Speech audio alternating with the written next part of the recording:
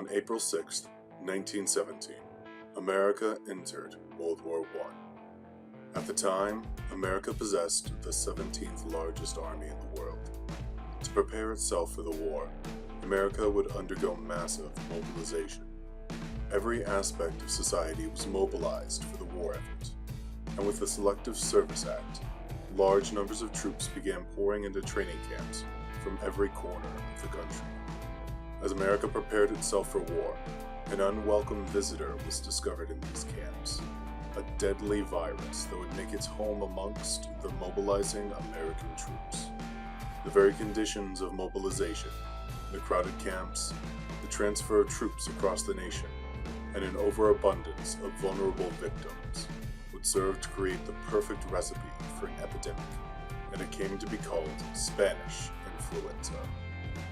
As this virus spread throughout the military, officials would prove to be both unprepared and unwilling to take the appropriate measures to stop the spread of the flu in the face of wartime pressures.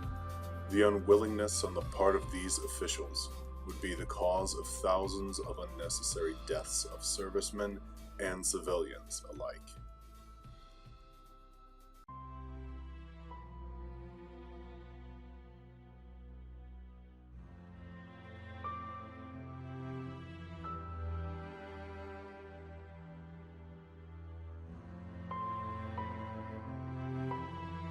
My dear birds, Camp Devens is near Boston and has about 50,000 men, or did have, before this epidemic broke loose.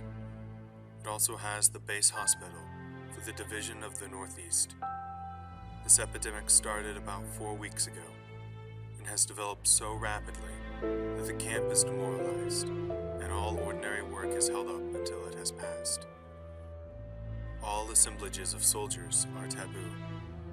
These men start with what appears to be an attack of the grip or influenza, and when brought to the hospital, they very rapidly develop the most vicious type of pneumonia that has ever been seen. 2 hours after admission, they have the mahogany spots over the cheekbones, and a few hours later, you can begin to see the cyanosis extending from their ears and spreading all over their face, until it's hard to distinguish the colored men from the white. It is only a matter of a few hours then until death comes, and it is simply a struggle for air until they suffocate. It is horrible. One can stand it to see 1, 2, or 20 men die, but to see these poor devils dropping like flies sort of gets on your nerves. We've been averaging about 100 deaths per day and still keeping it up. There is no doubt in my mind that there is a new mixed infection here, but what, I do not know.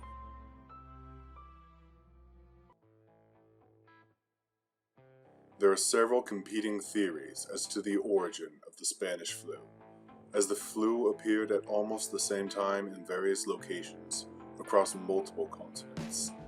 Thus, while the origins of the flu are shrouded, the first recorded case of the flu in the US is not. The first case was in March of 1918. Camp Funston was a military training camp located near Junction City, Kansas. Alongside the regular staff, the men of the U.S. Army 89th Division, which numbered 40,000, were crowded into the camp for training. Yet the sheer mass of troops soon proved an excellent starting point for one of the first outbreaks of knock-me-down fever, or what would later be known as the first wave of influenza. Soldiers reported fevers, headaches, backaches, and other general flu symptoms. However, they also made quick recoveries, normally only incapacitated for 2 or 3 days. And despite having 233 cases in March and 48 flu-related deaths, Army doctors didn't see the infection as a threat. The medical corps was more concerned with the spreading of measles than the seasonal flu. They were convinced the flu would pass as it did every year, and at the end of spring 1918, relatively few flu incidents were reported. By early August, it seemed that the flu had disappeared altogether. However, the flu would soon be back, and stronger than ever. Sometime during mid-August, the flu mutated into a dangerous killer. By the end of August, Camp Devens in Massachusetts was infected. The camp was massively overcrowded. 45,000 men called Camp Devens home at the time, when it was only meant to house 35,000. It became the perfect breeding ground for this new strain of flu. On September 7th, a soldier of Company B, 42nd Infantry, reported to the infirmary. The doctors misdiagnosed him, believing that the flu could not produce such symptoms. Regular symptoms of flu were present, but many were in the extreme. Fevers soared, orifices bled, coughing could become so violent as to rupture stomachs and break ribs. Worse still, the infection had a high likelihood of developing pneumonia, and pneumonia kills. Perhaps the oddest aspect of this flu was that it attacked the young and healthy, particularly those of age subject to the draft. Mobilization had taken those most susceptible and placed them in a perfect breeding ground for the flu. On September 8th, a dozen more men of Company B arrived at the infirmary. By the 16th, other companies and regiments began sending sick soldiers to the infirmary. By September 23rd, 12,604 cases were reported at Camp Devens. The camp hospital, which was only meant to house 2,000 patients, was quickly packed with over 8,000 sick men. As many as 90 could die in a day, and the camp found itself struggling to find room for the infected living and the increasing dead. By October, over 17,000 had contracted the disease, and 787 had died from it. The U.S. military was beginning to realize that they were losing men before they could ever make it to the front lines. This sickness could incapacitate a unit or division better than a human enemy, and what was worse was that it was spreading. The U.S. military wouldn't slow down to stop the infection. It had a war to win, and continued the mobilization of infected soldiers throughout the U.S. Like wildfire, influenza spread from camp to camp before proper travel bans could be put in place. The plague traveled north by railroad, as a group of reinforcements were sent from Camp Devens to Camp Upton, Long Island, New York, on September 13th. This camp was the stepping-off point for U.S. troops heading to France.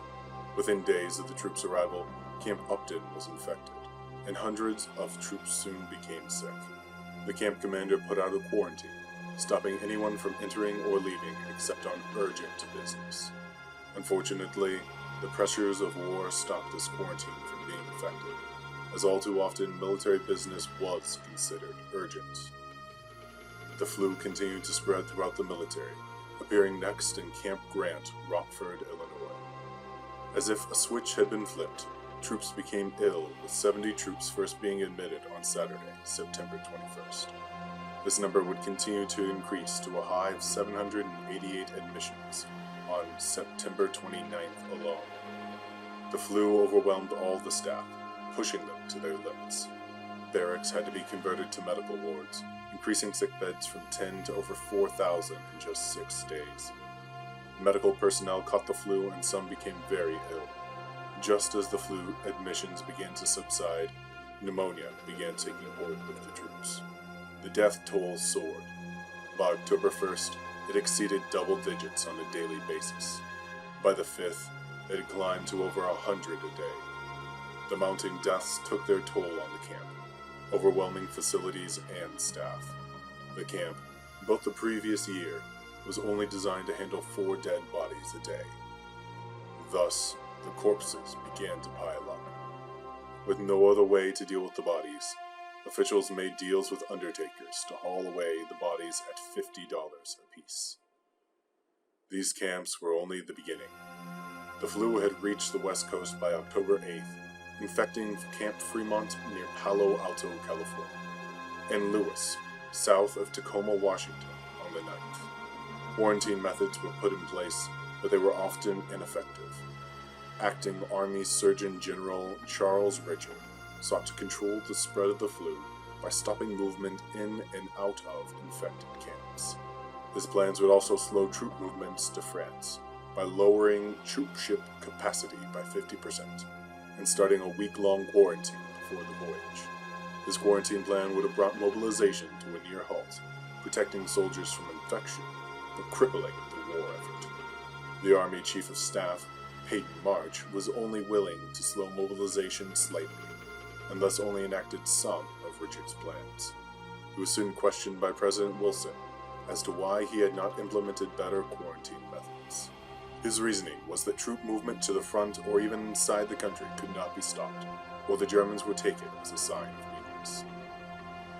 The war effort superseded all other concerns, and President Wilson deferred to his judgment. The flu spread throughout the military and ran its course in 8 weeks, around late November 1918, while affecting individual camps for up to 4 weeks. The influenza epidemic took the lives of over 24,000 servicemen during World War I. Infected U.S. troops moved into the European theater, and there continued to suffer from the flu, along with the other armies, during the ending months of the war. Before the virus died out, it would reach all corners of the globe, killing untold millions, and becoming one of the worst pandemics in human history.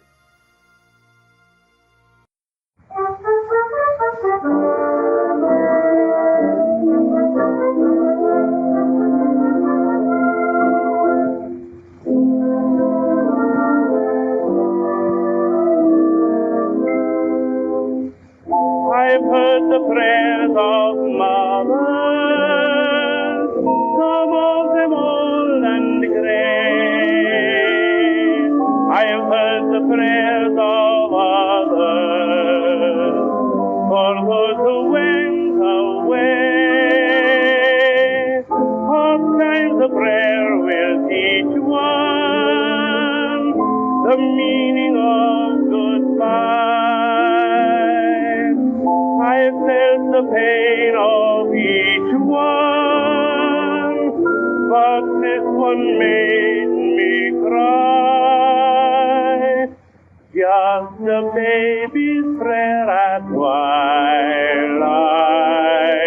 when lights are low. For baby's ears are filled with tears. There's a mother there at twilight, who's proud to know her precious little child is sad, forget-me-not, after saying good night, Mama. She climbs upstairs, quite unaware, and says,